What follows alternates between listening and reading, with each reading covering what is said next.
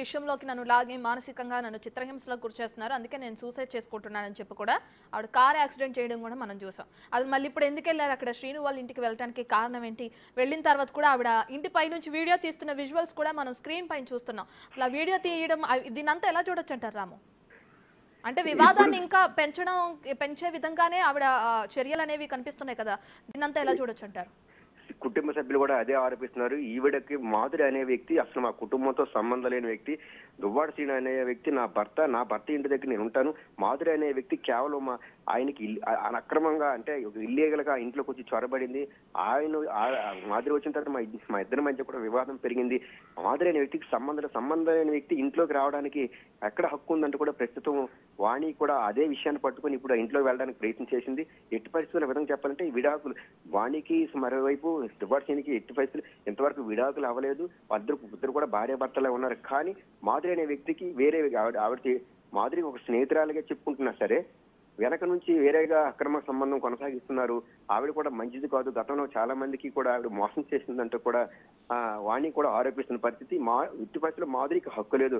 మాధురి అనే వ్యక్తి మా కుటుంబంతో సంబంధం అలాంటి వ్యక్తి ఎవరు మా ఇంటి కాడకి రావడానికి కేవలం మా ఇద్దరి మధ్య ఈ చిచ్చు పెట్టడానికి మా ఇద్దరి మధ్య ఓ విధంగా ఇబ్బంది పెట్టడానికి మాధురి ఇక్కడ ప్రవేశించిందంటూ కూడా ఆగ్రహం వ్యక్తం చేశారు. అదే మూడో వ్యక్తిగా అంటే ఒక సంబంధం లేని వ్యక్తిగా వచ్చి ఇంట్లో ఉంటూ వీళ్ళు రెచ్చగొట్టడమే కాకుండా మరోవైపు పైనుంచి కిందకి వీళ్ళు ఏం చేస్తున్నారు, మీడియా ప్రతినిధులు ఏం చేస్తున్నారు, వాణి ఏం చేస్తున్నారు, వాణి కుమార్తె హైందవి ఏం చేస్తున్నారు అనేది ఒక సంబంధం లేని వ్యక్తి ఇంటి పైనుంచి కిందకి వీడియో తీయడం కరెక్ట్ కాదంటూ కూడా కుటుంబ సభ్యులతో పాటు వాణి బంధువులు కూడా ఆగ్రహం వ్యక్తం చేస్తారు. అసలు ఏ సంబంధం లేని వ్యక్తి మా కుటుంబానికి మధ్యన వచ్చి మా కుటుంబం మధ్యన వివాదాలకు అగ్రహాదేయడం ఏంటంటే కూడా వారంతా కూడా అదే నిలదీస్తున్న పరిస్థితి. ఒక సంబంధం లేని వ్యక్తి వచ్చి మా మధ్యన ఉంటూ మా మధ్యన ఈ విధంగా తగాదాలు పెట్టడం కరెక్ట్ కాదంటూ కూడా కుటుంబ సభ్యులు కూడా ఆగ్రహం వ్యక్తం చేస్తున్నారు. ఎట్టి పరిస్థితుల్లో కూడా మాధురిని ఇక్కడి నుంచి బయటికి పంపించాలంటూ కూడా ఆవిడ ఆగ్రహం వ్యక్తం చేస్తున్నారు. నా ఇల్లు ఇదని చెప్పి కూడా నిన్న తీర్పు వచ్చింది కోర్టు నుంచి, మాకు కాగితాలు కూడా వచ్చి ప్రస్తుతానికి పోలీసులు ఇవ్వలేదు. కానీ ఇదే ఇంట్లో మేము ఉండొచ్చని కోర్టు కూడా మాకు తీర్పిచ్చిందంటూ కూడా వాణి అక్కడున్న బంధువులు అయితే స్పష్టం చేస్తున్నారు. ఎట్టి పరిస్థితుల్లో కూడా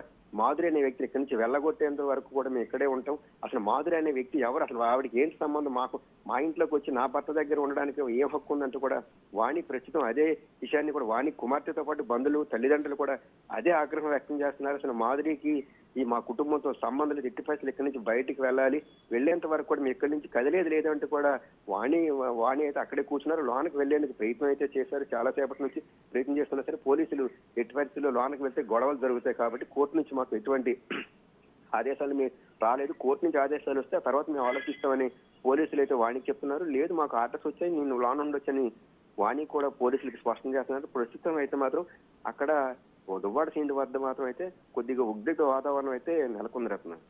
రైట్ రాము, మరి శ్రీనివాస్ బయటకు వచ్చారా? బయటకు వచ్చి ఈ ఘటనకు సంబంధించి ఏదైనా స్పందించడం జరిగిందా?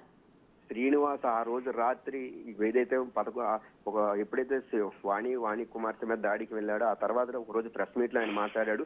దువ్వాడ వాణికి నాకు కూడా నన్ను సరిగ్గా చూసుకోలేదు, ఆవిడ నన్ను ఇబ్బందులు పెట్టింది, గత 30 ఏళ్ళుగా కూడా నేను ఇబ్బందులు పడుతున్నాను, ఆవిడతో నాకు ఎటువంటి సంబంధం లేదు, ఏ ఆస్తులు కావాలని నేను రాసిచ్చేస్తాను, ఆవిడగా ఇప్పటికే నేను ఆస్తులను కూడా రాసేసాను, ఎట్టి పరిస్థితులు కూడా ఆవిడకి విడాకులు ఇస్తానని దువ్వాడ దీన్ని ప్రెస్ మీట్ లో చెప్పాడు. ప్రెస్ మీట్ లో చెప్పిన తర్వాత నుంచి ఈ రోజు వరకు కూడా ఆయన మీడియా ముందు మీడియా ఆ రోజు మాట్లాడడం తప్ప ఇప్పటి వరకు ఆయన బయటకు వచ్చి అయితే మాట్లాడే లేదు, బయటికి రావడం లేదు. ఆయన ఇంట్లో ఉంటున్నాడు. కానీ మాధురి మాత్రం మాధురి ఈ రోజు నిన్న రావడం మధ్య మధ్యలో వస్తున్నట్టు కూడా తెలిసింది. అది నిన్న వచ్చి ఈ రోజు బహిరంగంగానే బయటకు వచ్చి ఆవిడ కనిపించడం, కిందనున్న వాణి వాళ్ళ కుమార్తెలకు సంబంధించి వీడియోస్ చేయడం, ఇవన్నీ